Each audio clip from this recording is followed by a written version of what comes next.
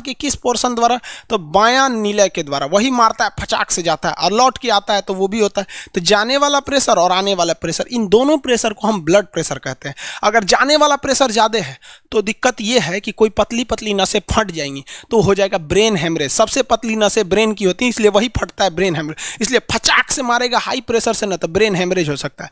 और अगर blood pressure कम है तो ब्लड प्रेशर लौटबे नहीं करेगा, नहीं लौटेगा तो फिर आपको चक्कर आने लगेगा, भद भद गिरिएगा। तो जिनका बीपी कम वो ससुरा भड़ाक भड़ाक गिरता है, जिनका बीपी ज़्यादा वो हमेशा खौराइले रहता है। सर कौन सी किया रे, देखते हैं ना बीपी हाई हो जाता है किसी किसी का।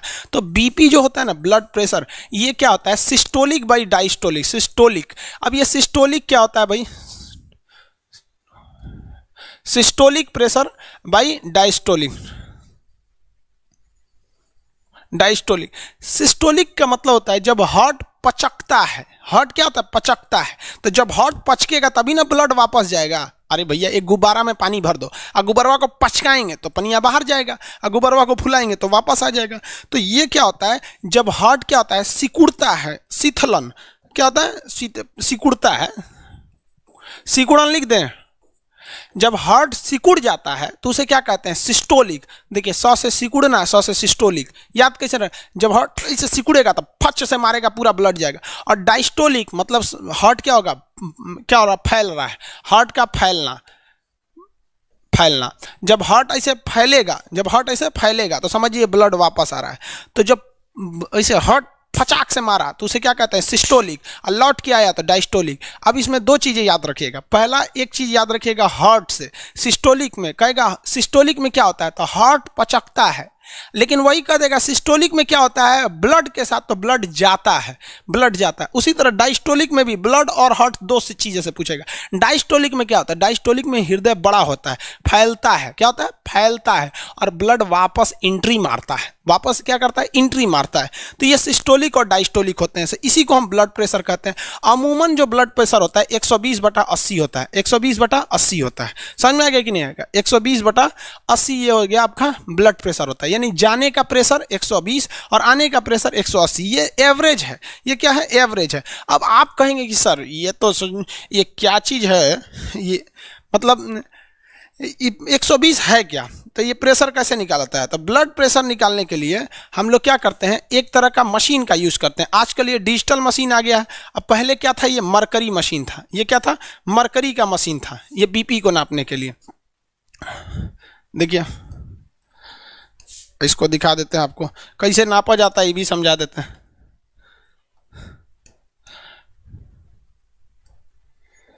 देखिए ये जो है ना, ये मशीन इससे पहले नापा जाता था, अभी इसका प्रयोग बहुत कम होता है।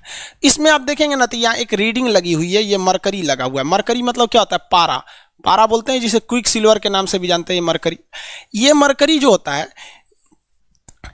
ये बताता है कि कितना पारा चढ़ गया। तो एक पेपर, एक तरह का ये बेल्ट रहता था जिसको ऐसे दबा के चौड़ देता था आपके हाथ में, और एक पाइप इस गोल सा होता था, उससे हवा भर देता था। तो पूरा हवा भर दिया तो टाइट हो जाता था, और वहीं टाइट होने के बाद अब वहाँ प्रेशर लगना चालू होता था। अब हवा भरता था वहाँ पे खूब, तो इसमें क्या होता था, मरकरी आगे बढ़ता था। मरकरी क्या होता था, ऊपर बढ़ता था। कितना प्रेशर लग रहा है, जितना ज़्यादा प्रेशर लगेगा उतना ज़्यादा ये मरकरी क्या होगा, आगे बढ़ता था। तो वो डॉक्टर देखता रहता था कहाँ मैक्सिमम गया है, कहाँ तक मैक्सिमम गया। मान लीजिए यहाँ तक चला गया, अब इससे आगे नहीं जा रहा है, डॉक्टर और प्रेशर मार रहा है लेकिन इससे आगे नहीं जा रहा है, तो वो इधर वाला रीडिंग को नोट कर लेगा। मतलब वो दिमाग में बैठा लेगा कि कहाँ पर जाके ये मैक्सिमम रुका हुआ है। तो मान लीजिए 140 पे जाके रुका है, तो दिमाग में बैठा लिया कि इसका जो सिस्टोलिक है, यानी जाने वाला प्रेशर है, वो 140 है। अब उसको आने वाला भी चाहिए, तो इसमें जो हवा भरने वाला इसे गोला ले आ रहा था, तो उसको खोलेगा, आवाज करेगा, धीरे धीरे खोलेगा। तो जैसे धीरे धीरे खोलेगा तो ये मरकरी जो है वापस आने लगेगा। ये मरकरी क्या होने लगेगा, पारा वापस आने लगेगा। लेकिन इसमें वो कान लगा के देखिएगा, ये आला लगा के हाथों पे एक बात सुनते रहता है।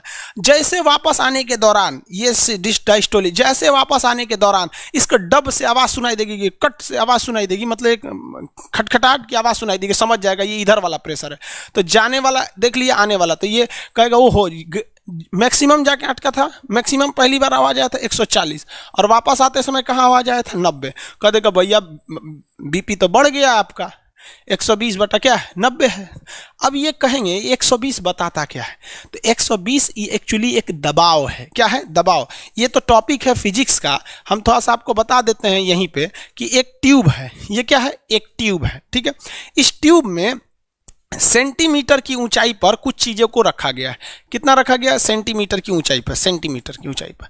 तो ये पारा का है, एमएम है, पारा का एमएम में, एमएम जो होता है मिलीमीटर, सेंटीमीटर, किसी चीज़ में रख सकते हैं, मिलीमीटर में रख लेते हैं, मिलीमीटर में रख देते हैं, सेंटीमीटर में और बड़ा होगा, मीटर में और बड़ा होगा। तो स्केल होता है, आपके पास स्केल नहीं रहते हैं सब वहाँ पे। तो ये बताता है, फिजिक्स में इसको डिटेल से बताएंगे आपको, एक्चुअली बायो की, कि 120 mm अगर आप पारा भर देते हैं, कितना mm?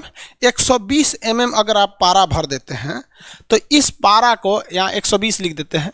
120 mm जब आप पारा भर देते हैं, तो एक काम कीजिए, पाइप में 120 mm पारा भर दीजिए और नीचे से इसका पेंदी को इसे फोड़ दीजिए, नीचे से पेंदी फोड़ दीजिए, तो सब पारा गिर जाएगा।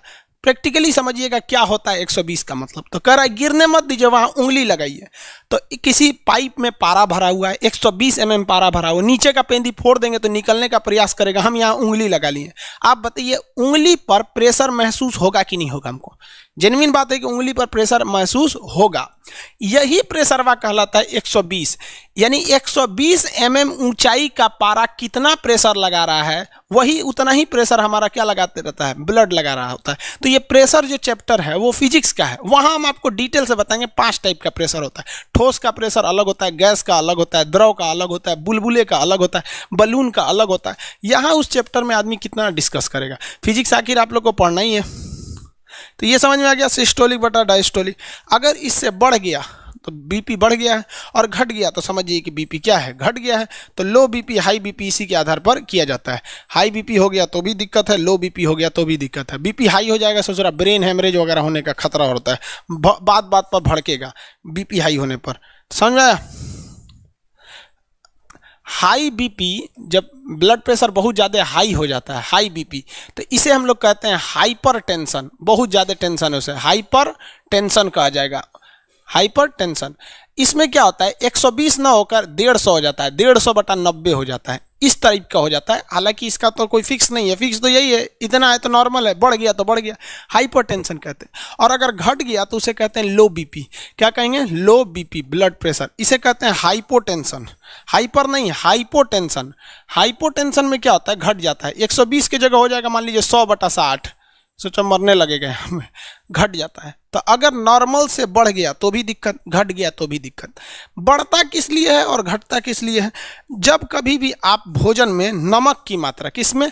नमक यानी एसिड की मात्रा या साल्ट की मात्रा, या फिर अपने मानसिक तनाव, टेंशन ज़्यादा लेंगे तो आपका बीपी बढ़ जाएगा।